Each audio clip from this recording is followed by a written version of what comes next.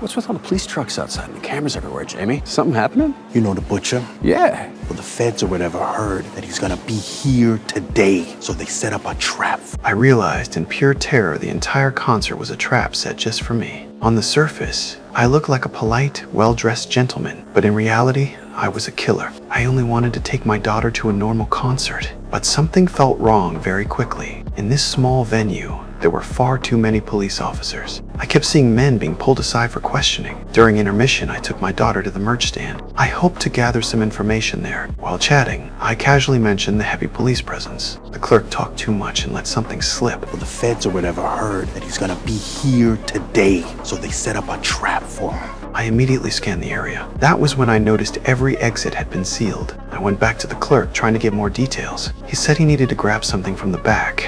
I offered to help. I followed him into the backstage area. When he wasn't paying attention, I slipped his access card away. I entered the staff lounge without trouble, and I saw it. The police were using it as a temporary command center. I was about to leave when someone suddenly walked in. I reacted instantly. I grabbed a staff badge and put it on. I blended in as if nothing was wrong. I pushed through the officers, walked straight to the coffee machine, and poured myself a cup like I belonged there. No one suspected a thing. On my way out, I casually took a police radio. Back in the crowd, I put in my earpiece. Every word the police said came through clearly. They were there for an old case involving a body being dealt with. I wore a mask back then, but they caught my tattoo. That was how I was exposed. They were checking people one by one. I was next. I planned to trigger the fire alarm and escape in the chaos. Just then, a female officer spoke over the radio. She said if the suspect caused panic, only women and children would be allowed to leave. All men would be stopped. They were determined to catch me. I had no choice. I noticed a fried chicken stand nearby. An idea formed. When no one was looking, I tossed 2 soda bottles into the boiling oil.